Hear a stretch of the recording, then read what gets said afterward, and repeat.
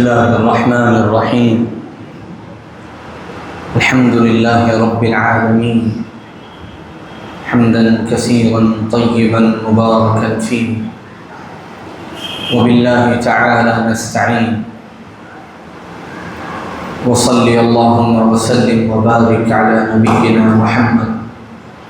وعلى آله وأصحابه أجمعين، وعلى من تبعهم بإحسان إلى يوم الدين. أما بعد، أعوذ بالله من الشيطان الرجيم.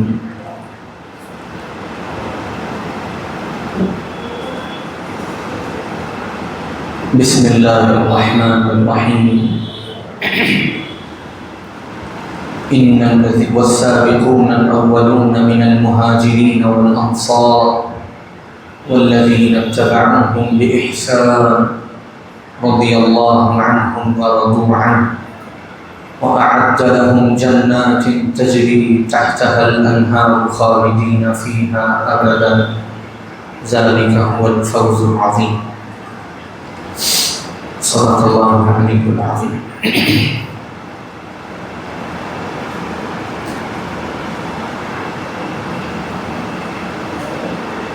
اللہ تعالیٰ نے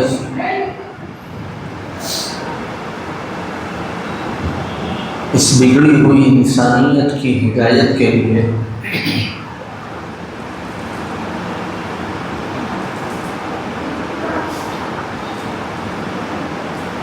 انبیاء کرام علیہم السلام کا مبارک اور عظیم سلسلہ شروع فرمایا.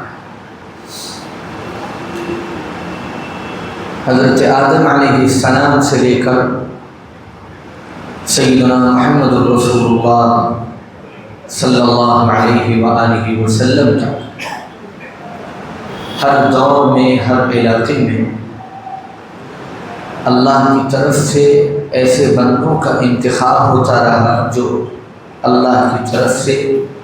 انسانوں کے لیے ہدایت کا پیغام لے کر آتے تھے. قرآن مجید میں اللہ تعالیٰ نے ارشاد فرمایا: اللہ یصطفی من الملائکۃ رسلا ومن الناس. اللہ منتخب کرتا ہے، فرشتوں میں سے بھی منتخب کرتا ہے اور انسانوں میں سے بھی منتخب کرتا ہے کہ کون بندے ہوں گے جن کو اللہ اپنی پیغام رسانی کے لیے، اپنی پیغمبری کے لیے قبول فرمائے. دوسری جگہ فرمایا: وَلِكُلِّ قَوْمٍ هَادٍ. اللہ نے ہر قوم میں ہادی بھیجے، ہدایت کا راستہ دکھانے والے بھیجے. اور یہ نبیوں کا جو سلسلہ ہوتا تھا، جو نبی جس علاقے میں اللہ کی طرف سے منتخب ہوتا تھا، اس علاقے میں اس قوم کے لوگوں پر اس نبی کی اطاعت فرض ہوتی تھی، اور ان کی کامیابی اسی بات میں پوشیدہ ہوتی تھی کہ وہ اپنے دور کے نبی کی اطاعت کرتے. جو نبی کی اطاعت کرتا تھا اللہ اس کو کامیاب کرتے تھے، جو نبی کی اطاعت سے روگردانی کرتا تھا وہ ناکام ہوتا تھا. اللہ تعالیٰ نے قرآن مجید میں مختلف انبیاء کرام علیہم السلام اور ان پر ایمان لانے والوں اور ایمان نہ لانے والوں کا تذکرہ فرمایا. حضرت نوح علیہ السلام بالکل ابتدائی دور کے پیغمبر ہیں، رسول ہیں. اللہ تعالیٰ نے ارشاد فرمایا: وَمَا آمَنَ مَعَهُ إِلَّا قَلِيلٌ. بہت تھوڑے سے لوگ تھے جنہوں نے نوح کی بات مانی اور نوح پر ایمان لائے، تو اللہ نے ان کو نوح کے ساتھ کشتی میں سوار کروایا اور ان کی حفاظت کی. اور جو نوح پر ایمان نہیں لائے وہ ہلاک ہو گئے، تباہ ہو گئے، ان کا نام و نشان مٹ گئے. اللہ تعالیٰ نے موسیٰ علیہ السلام کے ساتھ رہنے والوں کا تذکرہ فرمایا. اللہ تعالیٰ نے عیسیٰ علیہ السلام کے ساتھ رہنے والوں کا تذکرہ فرمایا. یا ایھا الذین آمنوا کونوا انصار اللہ کما قال عیسی ابن مریم للحواریین من انصاری الی اللہ، کہ موسیٰ عیسیٰ علیہ السلام نے اپنے حواریین سے، اپنے ساتھ رہنے والوں سے کہا کہ تم میں سے کون میرا مددگار؟ قال الحواریون نحن انصار اللہ، ان کے حواریوں نے کہا ہم اللہ کے مددگار، ہم دین کے مددگار۔ فآمنت طائفة من بنی اسرائیل وکفرت طائفہ، ایک جماعت ایمان لائی، ایک جماعت ایمان نہیں۔ قرآن میں انبیاء کرام علیہم السلام کا بھی تذکرہ ہے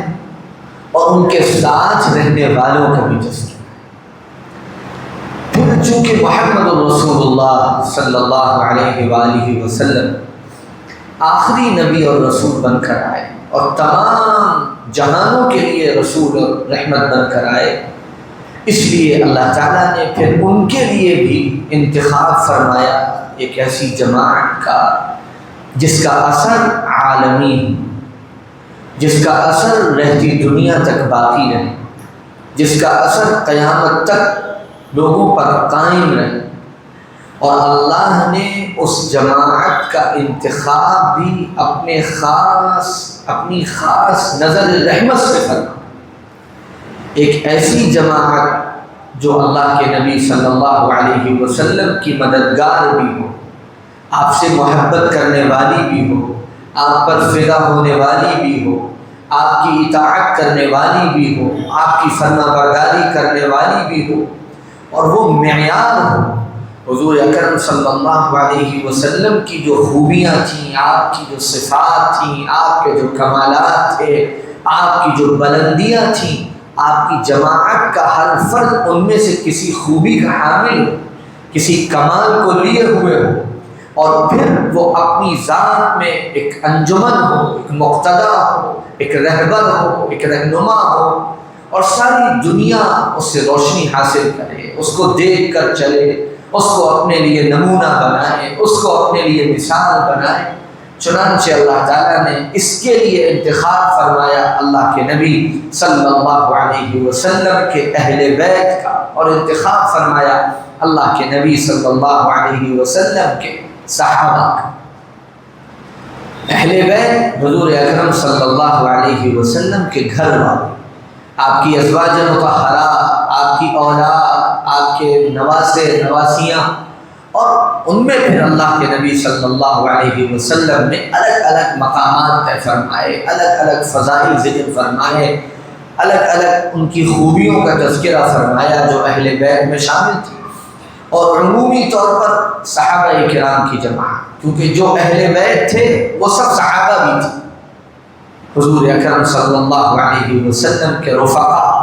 آپ کے اوپر ایمان لانے والے، ایمان کی حالت میں آپ کے ساتھ زندگی گزارنے والے،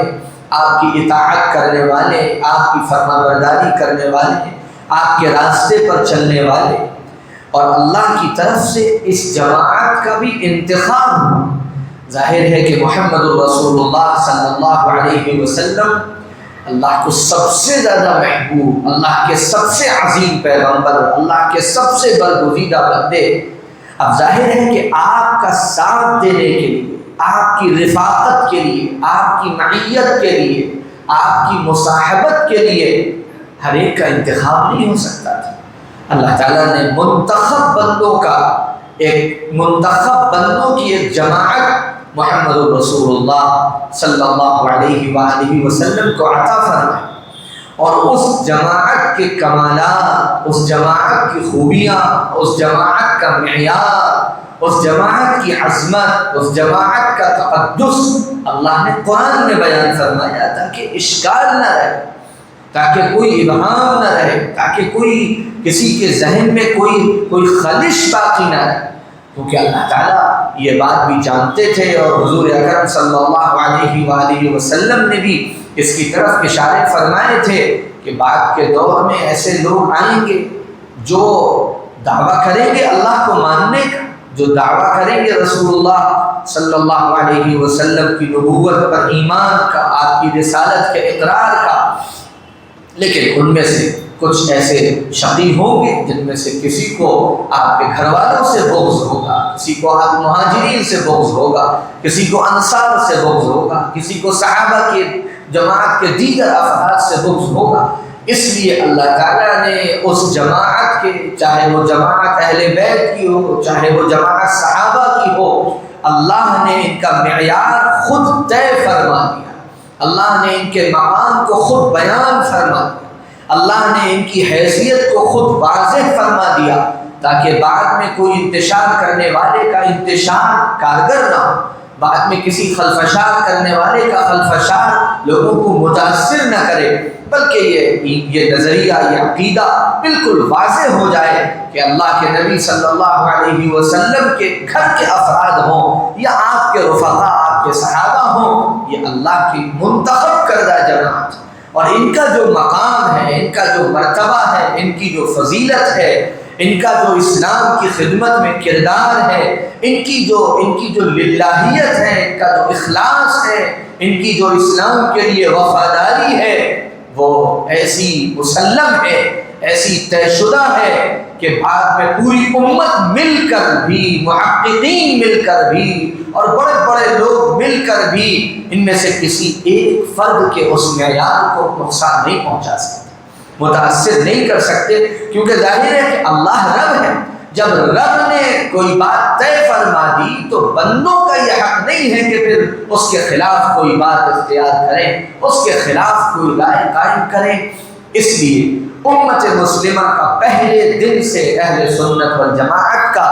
یہ عقیدہ ہے، یہ نظریہ ہے کہ اللہ کے رسول صلی اللہ علیہ وسلم کے اہل بیت اور آپ کے صحابہ، ان دونوں کی عزت، ان دونوں کی عظمت، ان دونوں کا احترام، ان دونوں کا تقدس، ان دونوں سے محبت، ان دونوں کو اپنے لیے اسوہ سمجھنا، معیار سمجھنا، یہ ہمارے ایمان کا تقاضا ہے، یہ ہماری ایمانی غیرت کا تقاضا ہے۔ اس لیے کہ جب ہم ان جماعتوں کے بارے میں کوئی غلط بیانی کرتے ہیں، کوئی غلط فہمی پیدا کرتے ہیں یا کسی غلط فہمی میں مبتلا ہوتے ہیں، تو بات صرف وہیں تک نہیں رکتی، بات پھر محمد الرسول اللہ صلی اللہ علیہ وسلم تک جاتی، حضور کی تربیت پر سوال اٹھتا ہے، حضور کی تعلیم پر سوال اٹھتا ہے کہ اللہ کے نبی صلی اللہ علیہ وسلم کی گویا معاذ اللہ تعلیم و تربیت میں کیا نقص رہ گیا تھا کہ ناقص جماعت تیار ہوئی۔ اس طرح بہت سے لوگوں کا عقیدہ ہے کہ اللہ کے نبی صلی اللہ علیہ وسلم کا وصال ہوا اور آپ کے وصال کے بعد تمام صحابہ معاذ اللہ مرتد ہو گئے اور چند ایک تھے جو حق پر باقی رہے۔ یہ بات کہنے والے ڈرتے نہیں ہیں، یہ اس بات کا نتیجہ یہ سوچتے نہیں ہیں کہاں تک پہنچتا ہے۔ اس کا مطلب تو یہ ہوا کہ حضور صلی اللہ علیہ وسلم جو 23 سال محنت کرتے رہے، آپ کی محنت میں خدا نخواستہ معاذ اللہ ایسی کمزوری رہ گئی، ایسا نقص رہ گیا، ایسی کمی رہ گئی کہ آپ کے ساتھ چند افراد بھی مخلص تیار نہ ہو سکے، اور جو تیار ہوئے وہ سب منافق تھے اور دکھانے والے مسلمان تھے، صرف چند لوگ تھے جو مخلص تھے، اور آپ نے یہ سب جاننے کے باوجود انہی لوگوں کے بارے میں بڑے بلند کلمات ارشاد فرما دیے۔ یہ بات تو بڑی دور تک چلی جاتی، اس لیے ہمارا یہ نظریہ، یہ عقیدہ بالکل واضح ہونا چاہیے کہ حضور اکرم صلی اللہ علیہ وسلم کے اہل بیت ہوں یا حضور اکرم صلی اللہ علیہ وسلم کے صحابہ ہوں، یہ ہمارے لیے معیار ہے، یہ ہمارے لیے حجت ہے، یہ اللہ کی منتخب کی ہوئی جماعت ہے۔ ان کی عزت کرنا، ان کی عظمت دل میں بٹھانا، ان کے ہر فرد کی، جماعت اہل بیت کے ہر فرد کی، جماعت صحابہ کے ہر فرد کی توقیر، اس کی عظمت، اس کا احترام، یہ ہماری ایمانی غیرت کا تقاضا ہے۔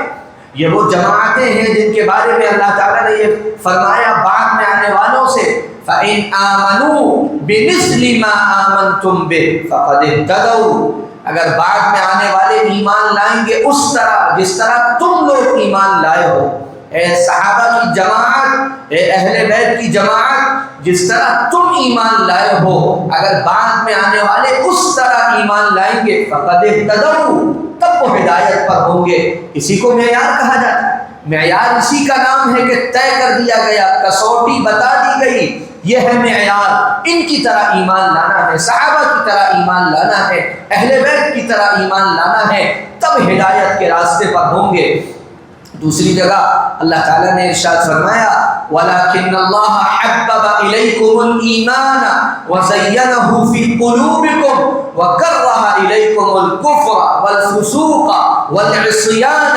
أُولَٰئِكَ هُمُ الرَّاشِدُونَ فَضْلًا مِّنَ اللَّهِ وَنِعْمَةً۔ اللہ تعالیٰ نے ارشاد فرمایا صحابہ کی، اہل بیت کی جماعت کو مخاطب کر کے، اور جب صحابہ کہا جاتا ہے تو اہل بیت خود بخود اس میں آ جاتے ہیں، کیونکہ کوئی اہل بیت ایسا نہیں ہے جس کو شرف صحبت نہ ملا۔ چنانچہ اللہ نے جماعت صحابہ کو مخاطب کر کے فرمایا وَلَكِنَّ اللَّهَ حَبَّبَ إِلَيْكُمُ الْإِيمَانَ، تم وہ ہو جن کے دلوں میں اللہ نے ایمان کو محبوب بنا دیا، وَزَيَّنَهُ فِي قُلُوبِكُمْ، تمہارے دلوں میں اللہ نے ایمان کو مزین کر دیا ہے، ایمان کو محبوب بنا دیا ہے، وَكَرَّهَ إِلَيْكُمُ الْكُفْرَ وَالْفُسُوقَ وَالْعِصْيَانَ، اور تمہارے دلوں میں کفر سے، فسوق سے، عصیان سے کراہیت پیدا کر دی ہے۔ اولئک هم الراشدون فضلا من اللہ ونعمہ، یہ ہے کامیاب لوگوں کی جماعت۔ کہیں اللہ تعالیٰ نے فرمایا وَأَلْزَمَهُمْ كَلِمَةَ التَّقْوَى وَكَانُوا أَحَقَّ بِهَا وَأَهْلَهَا وَكَانَ اللَّهُ بِكُلِّ شَيْءٍ عَلِيمًا۔ اللہ تعالیٰ نے صحابہ کی جماعت کے دلوں میں تقوی کو جما دیا ہے، تقوی اندر اتار دیا ہے، اور یہی وہ جماعت ہے جو اس کی حقدار ہے، جو اس کی اہل ہے۔ وَكَانَ اللَّهُ بِكُلِّ شَيْءٍ عَلِيمًا، اور اللہ تعالیٰ ہر چیز کا مکمل علم رکھتا ہے۔ کہیں اللہ تعالیٰ نے یہ بات فرمائی لَا يَسْتَوِي مِنْكُمْ مَنْ أَنْفَقَ مِنْ قَبْلِ الْفَتْحِ وَقَاتَلَ، یہ بات صحیح ہے کہ جماعت صحابہ میں درجات کا فرق ہے، ظاہر سی بات ہے جو پہلے دور میں ایمان لائے اور جنہوں نے قربانیاں دیں اور جنہوں نے بے تحاشا اپنی جان اور مال کے نذرانے پیش کیے، ان کا مقام سب سے بلند ہے۔ السابقون الاولون من المہاجرین والانصار، یہ سب سے بلند ہے۔ جماعت صحابہ میں خلفاء راشدین سب سے افضل ہیں، ابو بکر، عمر اور عثمان و علی رضی اللہ تعالی عنہم، یہ چاروں نبی کریم صلی اللہ علیہ وسلم کے خلفاء راشدین اپنے مزاج میں، اپنے منہج میں، اپنے طریقہ کار میں، اپنے طریقہ حکومت اور خلافت میں، یہ ہر اعتبار سے حضور اکرم صلی اللہ علیہ وسلم کے حقیقی جانشین، آپ کے حقیقی وارث، آپ کے حقیقی نمائندے، آپ کے حقیقی ترجمان، سب سے بڑا ان کا مقام ہے۔ اس کے بعد عشرہ مبشرہ ہیں جن کا نام لے لے کر حضور اکرم صلی اللہ علیہ وسلم نے جنت کی بشارت سنائی، پھر بدر میں شریک ہونے والے ہیں، پھر احد میں شریک ہونے والے ہیں، پھر بیعت رضوان میں شریک ہونے والے ہیں، اور وہ تمام لوگ جو اولین دور میں ایمان لائے مہاجرین اور انصار میں، ان کا مقام سب سے بلند ہے۔ قرآن نے طے کیا لا یستوی منکم من انفق من قبل الفتح وقاتل، جو فتح مکہ سے پہلے ایمان لائے اور مقابلہ کیا اور مجاہدے کیے، بعد میں ایمان لانے والے ان کے برابر نہیں ہو سکتے۔ اولئک اعظم درجۃ من الذین انفقوا من بعد وقاتلوا، وہ لوگ اپنے مقام کے اعتبار سے، اپنے درجے کے اعتبار سے بہت بلند ہیں، لیکن پھر فرمایا وَكُلًّا وَعَدَ اللَّهُ الْحُسْنَى، لیکن اللہ کا جو وعدہ ہے جنت کا، لیکن اللہ کا جو وعدہ ہے کامیابی کا، لیکن اللہ کا جو وعدہ ہے فلاح و صلاح کا، وہ وعدہ سب سے ہے۔ وَكُلًّا وَعَدَ اللَّهُ الْحُسْنَى، وہ پہلے دور کے ہوں، وہ آخری دور کے ہوں، وہ مکہ میں ایمان لانے والے ہوں، وہ فتح مکہ کے بعد ایمان لانے والے ہوں، وہ چاہے وہ ہوں جن سے نبی نے یہ فرمایا تھا فتح مکہ کے موقع پر کہ اب تم آزاد ہو، تم جا سکتے ہو، اللہ تمہیں بخشے، اللہ تمہاری غلطیوں کو معاف کرے۔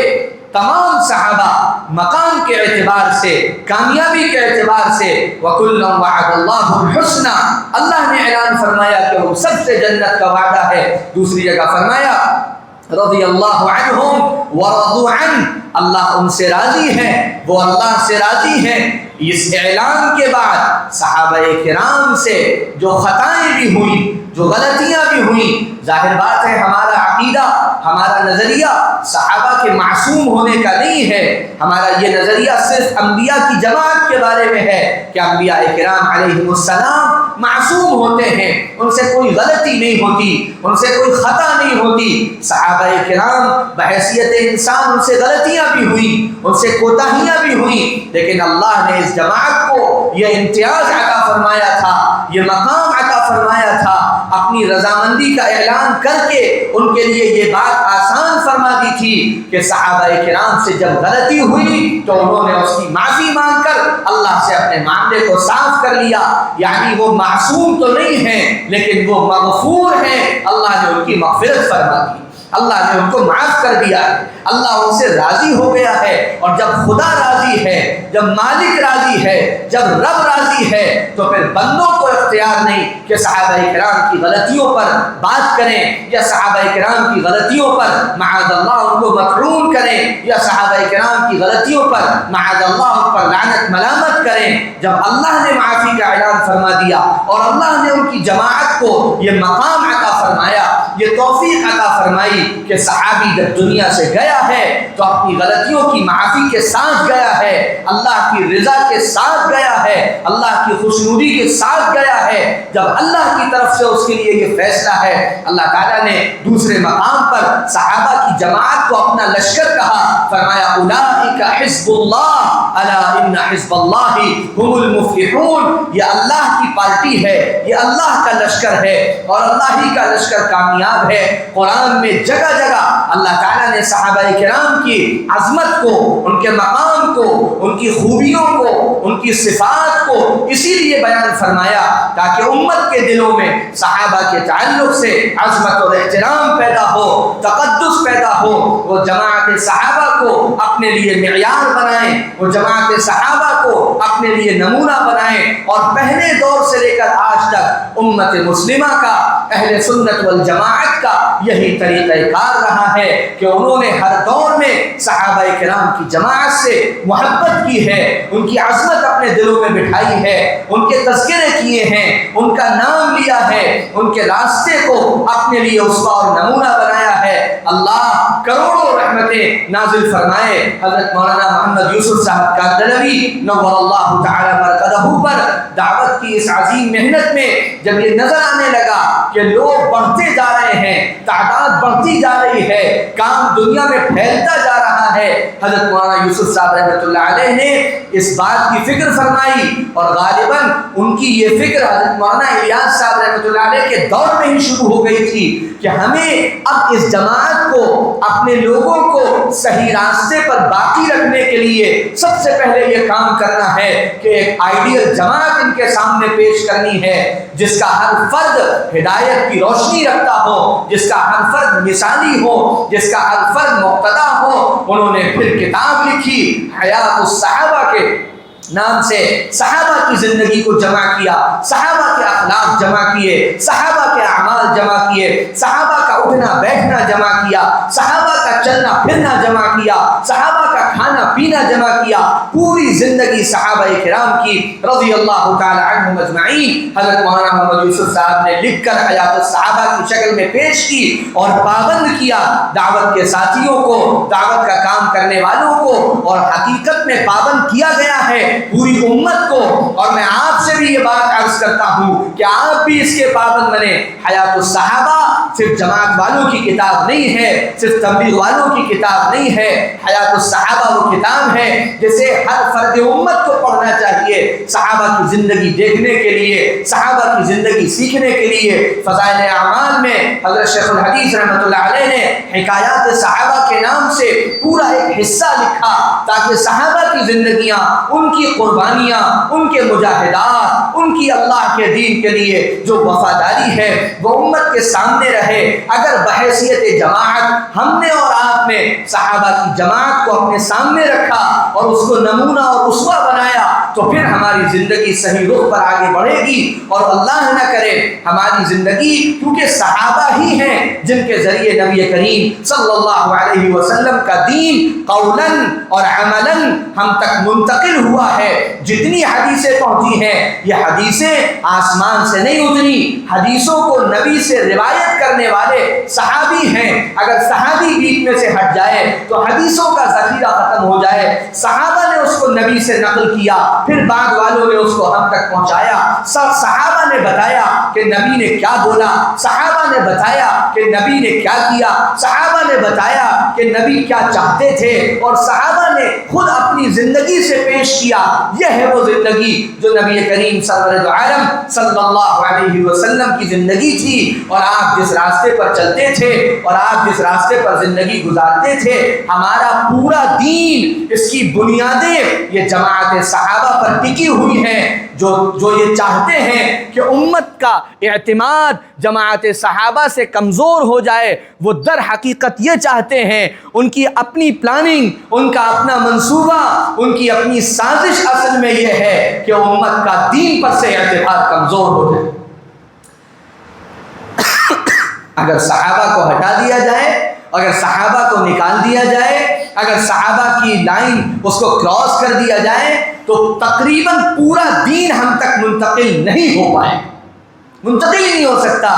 جس طرح اہل تشیع کہتے ہیں کہ 4-6 لوگ ہیں بس جو صحیح راستے پر رہ گئے تھے، علی اور علی کا خاندان اور حذیفہ ابن الیمان اور ابو ذر غفاری اور مقداد ابن الاسود اور سلمان فارسی. یہ 6-7 صحابہ ہیں جو صحیح راستے پر رہ گئے تھے. باقی معاذ اللہ ابو بکر اور عمر اور عثمان اور ازواج مطہرات اور تمام صحابہ، اور پھر خاص طور سے بعد کے دور میں ایمان لانے والے حضرت ابو سفیان اور معاویہ اور فلاں اور عمرو بن العاص اور مغیرہ بن شعبہ رضی اللہ تعالی عنہم اجمعین، ان سب کے بارے میں تو پھر ان کی افواہ، ان کی خرافات اتنی زیادہ ہیں. اگر آپ ان سب کو ہٹا دیں گے، ان سب کو دین میں اپنے لیے ایک معیار نہیں بنائیں گے اور ان پر اعتبار نہیں کریں گے اور ان کی روایات کو اپنے یہاں جگہ نہیں دیں گے تو تقریباً پورا دین آپ تک منتقل نہیں ہو پائے گا. ہمیں تو دین پر باقی رہنے کے لیے یہ لازمی ہے ہمارے لیے کہ صحابہ کی جماعت پر ہمیں اعتماد ہو، صحابہ کی جماعت پر ہمیں اعتبار ہو. اہل سنت والجماعت کا یہ متفقہ نظریہ ہے کہ تمام صحابہ سچے ہیں. انہوں نے جو دین اللہ کے نبی صلی اللہ علیہ وسلم سے ہم تک منتقل کیا ہے، اس دین کو منتقل کرنے میں انہوں نے کوئی زیادتی نہیں کی، انہوں نے کوئی جھوٹ نہیں بولا، انہوں نے حضور صلی اللہ علیہ وسلم کے بارے میں کوئی غلط بات آپ کی طرف منسوب نہیں کی. اسی لیے جب حدیث کی تحقیق کی جاتی ہے محدثین کے ہاں تو تمام راویوں کی تحقیق ہوتی ہے. تابعی، جو تابعی آیا ہے صحابی کا شاگرد، اس کی بھی تحقیق ہوگی کہ یہ سچا تھا یا جھوٹا تھا، یہ کیسا تھا. لیکن تابعی سے اوپر جیسے ہی صحابی پر پہنچتے ہیں پھر تحقیق نہیں کی جاتی، کیونکہ یہ نظریہ ہے اور اس نظریے میں بڑی حکمت ہے اور اسی میں حفاظت ہے کہ صحابی نے، اس سے غلطی ہو سکتی ہے، کوئی اس کے اپنے عمل میں کوئی کوتاہی ہو سکتی ہے اور اس کے بارے میں بھی میں نے بات عرض کر دی، لیکن دین کے منتقل کرنے میں صحابہ کی جماعت نے کوئی کوتاہی نہیں، کوئی جھوٹ نہیں بولا، کوئی غلط بات نہیں منسوخ کی حضور اکرم صلی اللہ علیہ وآلہ وسلم کی طرف. اس لیے ہمیں اس جماعت پر پورا اعتماد، پورا اعتبار. اسی طرح یہ خرافات بھی عام کی جاتی ہے اور عام کی جا رہی ہے کہ معاذ اللہ جماعت صحابہ اور جماعت اہل بیت، ان میں آپس میں اختلافات تھے، ان میں آپس میں جھگڑے تھے، ان میں آپس میں لڑائیاں تھیں. حالانکہ صورتحال یہ بالکل نہیں. خاص طور سے جو پہلا دور ہے، جو خلفائے راشدین کا دور، مبارک دور، عظیم ترین دور، آپ اس دور کی جب تاریخ پڑھیں گے تو آپ کو نظر آئے گا کہ سیدنا ابو بکر صدیق ہو یا سیدنا عمر ہو یا سیدنا عثمان ہو رضی اللہ تعالی عنہم اجمعین، ان سے جو تعلق تھا حضرت سیدنا علی المرتضی رضی اللہ تعالی عنہ کا، ایسا گہرا تھا، ایسا مخلصانہ تھا ایسا محبتوں والا تھا کہ اس کی کوئی نظیر اور کوئی مثال نہیں ملتی. ایک دوسرے سے مشاورت کرتے تھے، ایک دوسرے سے رائے لیتے تھے، ایک دوسرے کا احترام کرتے تھے. حضرت عمر رضی اللہ تعالی عنہ امیر المومنین ہیں، بڑے اہم فیصلے جب آتے تھے تو بلاتے تھے علی المرتضیٰ کو، کیونکہ حضور نے فرمایا تھا وَأَقْضَاهُمْ عَلِي، تم میں سب سے زیادہ فیصلہ کرنے کی جو سمجھ ہے وہ علی کے اندر ہے. چنانچہ حضرت عمر حضرت علی سے مشورہ کرتے تھے، حضرت علی رائے دیتے تھے. حضرت عمر اتنا خوش ہوتے تھے کہ ایک موقع پر فرمایا لولا علی لہلک عمر، اگر علی نہ ہوتے تو عمر ہلاک ہو جاتا. یعنی ایسے ایسے مسائل، ایسے ایسے فیصلے جو علی نے مجھے راستہ دکھا دیا، اس سے مجھے اتنا سہارا ملا کہ اگر علی نہ ہوتے تو میں ہلاک ہو جاتا.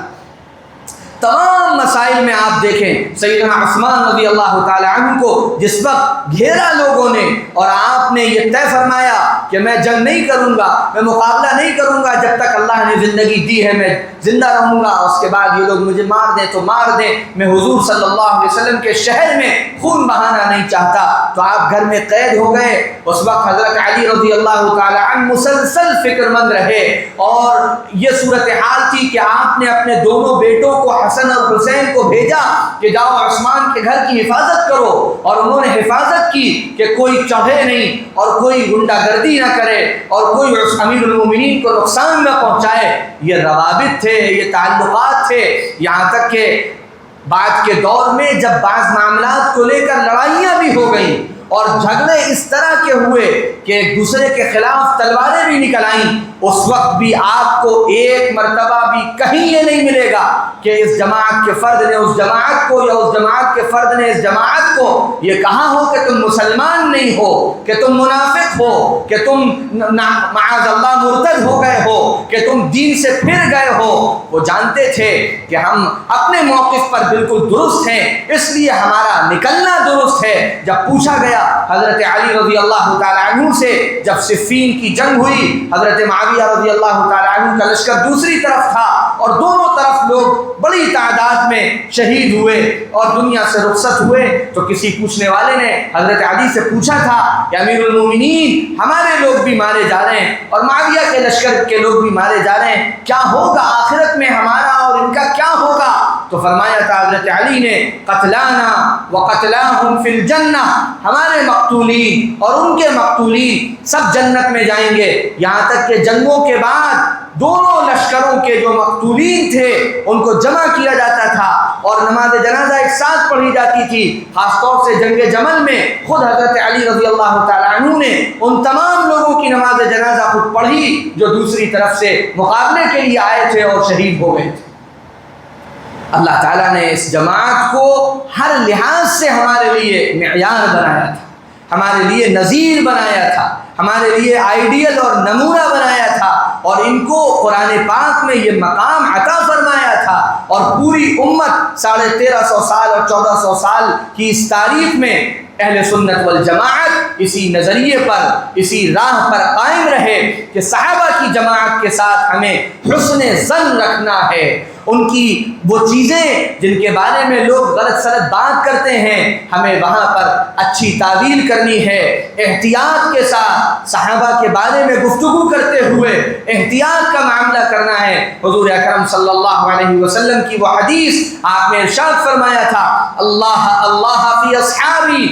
اے لوگوں میرے صحابہ کے بارے میں اللہ سے ڈرنا، میں اللہ سے ڈراتا ہوں تمہیں. میرے صحابہ کے بارے میں کوئی بات کہتے ہوئے، قلم سے لکھتے ہوئے، زبان سے بولتے ہوئے، تقریر کرتے ہوئے، کامنٹس کرتے ہوئے صحابہ کی جماعت کے بارے میں تم اللہ کا لحاظ اور خیال رکھنا. یہ اللہ کی منتخب کی ہوئی جماعت ہے، یہ اللہ کے پسندیدہ بندے ہیں. حضرت عبداللہ ابن مسعود رضی اللہ تعالی عنہ نے بڑی زبردست بات ارشاد فرمائی تھی حیات الصحابہ میں. حضرت مولانا یوسف صاحب رحمۃ اللہ علیہ نے بڑی اہمیت کے ساتھ اس کو ابتدا میں ہی نقل فرمایا ہے کہ اللہ کے نبی صلی اللہ علیہ وسلم کے لیے اللہ نے جس جماعت کا انتخاب کیا وہ دل کے اعتبار سے سب سے زیادہ نیک لوگ تھے، وہ علم کے اعتبار سے سب سے زیادہ عمق رکھنے والے لوگ تھے، وہ انتہائی بے تکلف لوگ تھے. اللہ نے اس عظیم جماعت کا انتخاب فرمایا اپنے نبی صلی اللہ علیہ وسلم کی صحبت کے لیے.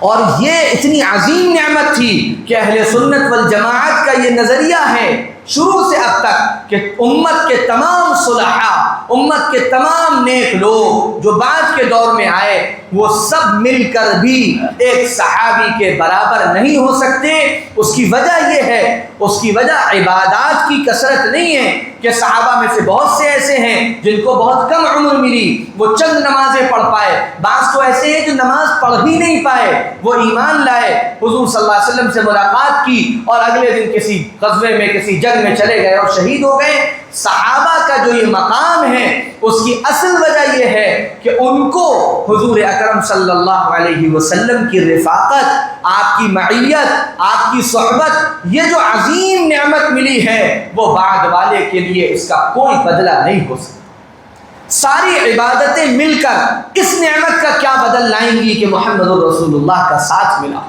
اس نعمت کا کوئی بدل نہیں۔ اور وہ صحبت، وہ رفاقت، وہ معیت 1 منٹ کی ہو، 1 سیکنڈ کی ہو، 1 سال کی ہو، 10 سال کی ہو، ظاہر ہے جس کو جتنا موقع ملا وہ اتنا عظیم، جس کو جتنا ساتھ رہنے کا وقت ملا وہ اتنا عظیم المرتبہ۔ یہ بالکل طے شدہ بات ہے کہ جو انسان جتنا زیادہ نبی کریم صلی اللہ علیہ وسلم کے ساتھ رہے، جو افراد اس لحاظ سے ان کو برکتیں نصیب ہوئیں، لیکن جو بالکل ساتھ نہیں رہے، ایک لمحے والا بھی ساتھ تو رہا،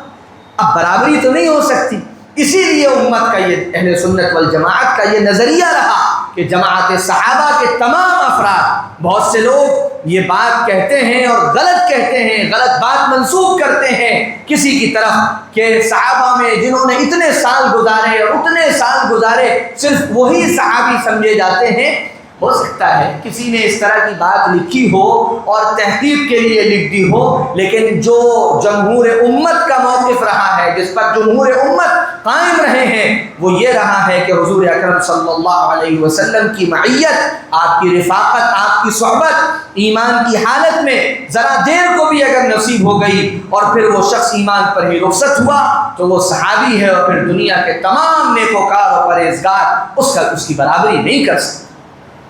میں یہ باتیں اس لیے عرض کر رہا ہوں کہ اس دور میں سوشل میڈیا کی وجہ سے، فیس بک، یوٹیوب، انٹرنیٹ اور واٹس ایپ، اس پر خدا جانے کیا کیا چیزیں آتی رہتی ہیں اور عام ہوتی رہتی ہیں، اور وہ لوگ جن کا مطالعہ نہیں ہوتا، جن کی قرآن و حدیث پر نگاہ نہیں ہوتی، جو اپنے بڑوں کے اپنے سلف کے راستے پر رہنا نہیں چاہتے، ان چیزوں سے متاثر ہوتے ہیں۔ وہ کبھی متاثر ہو جاتے ہیں کسی کی تقریر سے، وہ کبھی متاثر ہو جاتے ہیں کسی کی تحریر سے، وہ کبھی متاثر ہو جاتے ہیں اور کسی بات سے۔ یہ رویہ درست نہیں ہے۔ ہماری حفاظت اسی میں ہے، ہماری آخرت کی حفاظت اسی میں ہے، ہمارے دین کی حفاظت اسی میں ہے، ہماری شریعت کی اور ہمارے نظریے کی حفاظت اسی میں ہے کہ ہم اس بات پر قائم رہیں جس کی دلیل ہمیں قرآن میں ملتی ہے، جس کی دلیلیں ہمیں حضور اکرم صلی اللہ علیہ وسلم کی حدیثوں میں ملتی ہیں، جس کی دلیل ہمیں اپنے سلف کی 1300-1400 سالہ تاریخ میں ملتی ہے۔ 1300-1400 سالہ تاریخ میں آپ کو کہیں نظر نہیں آئے گا کہ امت کے کسی قابل ذکر عالم نے، مفسر نے، محدث نے، فقیہ نے، متکلم نے صحابہ کرام رضی اللہ تعالی عنہم پر معاذ اللہ لعنتان کیا ہو، آپ کو برا بھلا کہا ہو، آپ کے بارے میں کوئی ایسی بات کہی ہو کہ امت کا اعتبار آپ پر سے کمزور ہو جائے۔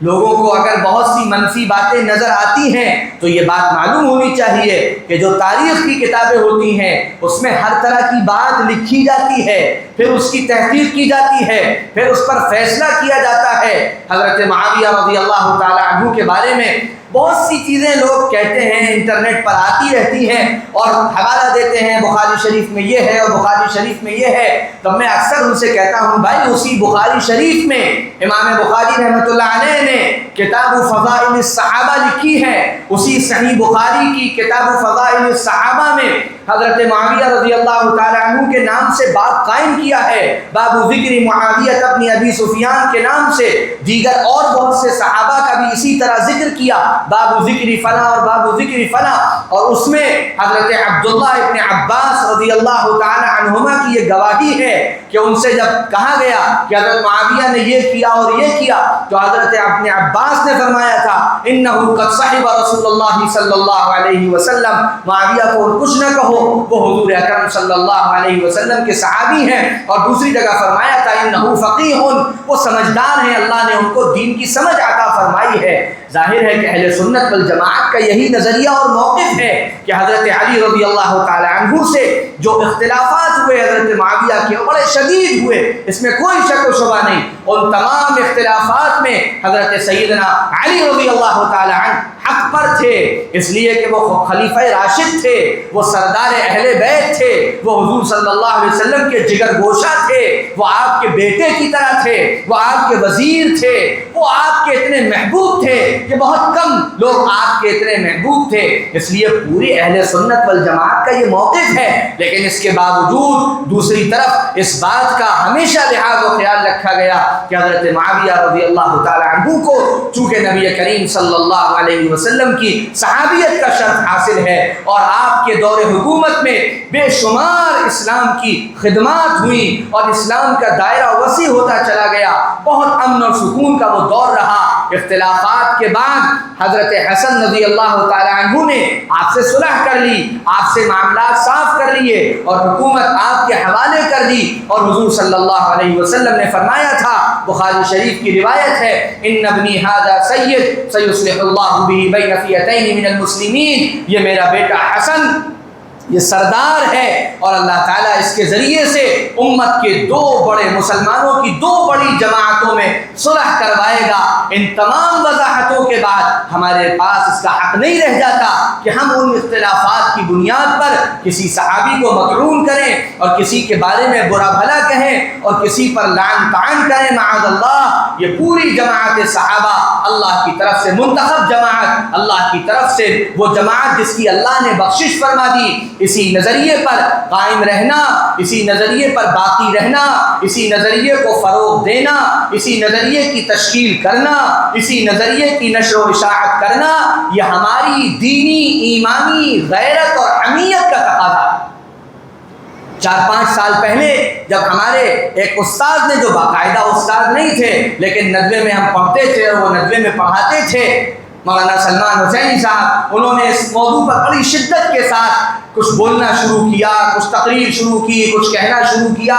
اور ظاہر بات ہے کہ ہم وہاں پڑھتے تھے تو ہمارے بہت سے ساتھیوں نے اس وقت بھی ہم سے سوال کیا تھا، اس وقت بھی ہم سے پوچھا تھا۔ میں نے الحمدللہ 4 سال پہلے کی میری وہ تمام تقریریں، میرے وہ تمام مضامین آج بھی فیس بک پر، یوٹیوب پر موجود ہیں، جس میں بڑی وضاحت کے ساتھ اس بات کا اعلان کیا گیا تھا، اظہار کیا گیا تھا کہ صحابہ کرام رضی اللہ تعالی عنہم کے سلسلے میں اور نامزد حضرت معاویہ رضی اللہ تعالی عنہ، حضرت عمرو بن العاص رضی اللہ تعالی عنہ، حضرت مغیرہ ابن شعبہ رضی اللہ تعالی عنہ، جو بھی جماعت صحابہ کے افراد ہیں، ان کے سلسلے میں ہمارا نظریہ، ہمارا موقف، ہمارا راستہ وہی ہے جو اہل سنت والجماعت کے سلف اور خلف کا ہے، جو جمہور محدثین، مفسرین، متکلمین اور اصولیین کا ہے، جو تمام اہل سنت والجماعت کے تمام بڑے اکابر علماء کا ہے اور ان کے داعیوں کا ہے اور تمام اداروں کا ہے اور تمام بڑی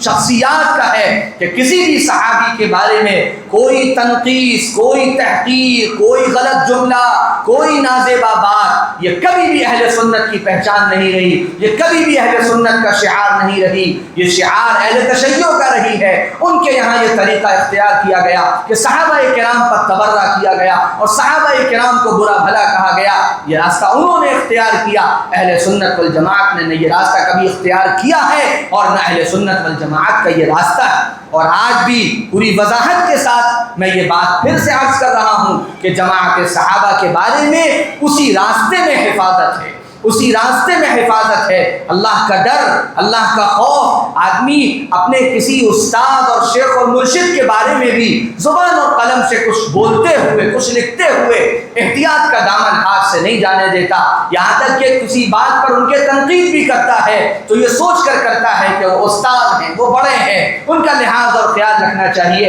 یہ پہچان ہوتی ہے تعلیم اور تربیت کی، یہ پہچان ہوتی ہے صحیح موقف کی، یہ پہچان ہوتی ہے صحیح طریقے کی۔ تو پھر ظاہر سی بات ہے وہ افراد، وہ جماعت جو جو حضور صلی اللہ علیہ وسلم کے ساتھ رہے، جو آپ کی جماعت کے فرد ہیں، جو آپ کے معاون رہے، جنہوں نے آپ کے لیے دین کی خدمات انجام دی، جو اللہ کے لیے دین کی خدمات انجام دیتے رہے، جن کے مقامات کا قرآن میں تذکرہ، جن کے مقامات کا حدیثوں میں تذکرہ، ان کے بارے میں کچھ بولتے ہوئے، کچھ لکھتے ہوئے کس قدر احتیاط ہونی چاہیے، کتنا اللہ کا ڈر ہونا چاہیے، کیسا لحاظ اور خیال ہونا چاہیے، کیسا اپنے آپ کو بچا کر آدمی کو رکھنا چاہیے کہ میری زبان اور قلم سے کوئی ایسی بات نہ نکل جائے جو جماعت صحابہ کے بارے میں اور جماعت اہل بیت کے بارے میں، کسی کے بارے میں، وہ چاہے ادھر غلو کرنے والے ہوں یا ادھر غلو کرنے والے ہوں، کسی کے بارے میں کوئی نازیبا جملہ میری زبان سے نہ نکلے۔ اسی میں حفاظت ہے اور اسی راستے پر رہنا چاہیے، اور ہمارا اور دارالعلوم ندوۃ العلماء کا اور وہاں کے اساتذہ کا اور وہاں کے طلباء کا یہی موقف کل بھی تھا، آج بھی ہے، اور انشاءاللہ یہی موقف اور نظریہ رہے گا۔ اس سلسلے میں ہمارے ذہنوں میں کوئی شک اور شبہ نہیں آنا چاہیے، اور ہمیں اپنے آپ کو بڑی حفاظت کے ساتھ، بڑے اعتدال کے ساتھ اپنے اکابر علماء کی رہنمائی اور رہبری میں آگے بڑھانا چاہیے۔ کہیں ایسا نہ ہو کہ ہم کسی غلو میں مبتلا ہو جائیں اور ہم سے کوئی ایسی بات سرزد ہو جائے جو نامناسب ہو، اور ان دونوں جماعتوں کے سلسلے میں کوئی تحقیر اور تنقیص کا شائبہ بھی ہم سے ہو کر گزرے۔ اللہ تعالیٰ اپنے فضل و کرم سے حضرات اہل بیت کی اور صحابہ کی سچی محبت اور عقیدت ہم سب کو نصیب فرما دے، اور اسی راستے پر زندہ رکھے اور اسی راستے پر موت عطا فرمائے۔ وآخر دعوانا ان الحمد للہ رب العالمین۔